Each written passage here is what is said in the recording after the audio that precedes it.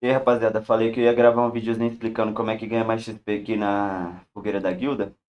Aqui na fogueira da guilda vai ter essa barrinha de XP aqui, ó. Ela pode encher 20 vezes. Toda vez que ela enche, você ganha XP. Então, o recomendado aqui para quando vocês for fazer fogueira é entrar na fogueira com uma poção ativa ou ativar antes de começar a encher essa barra aqui, beleza?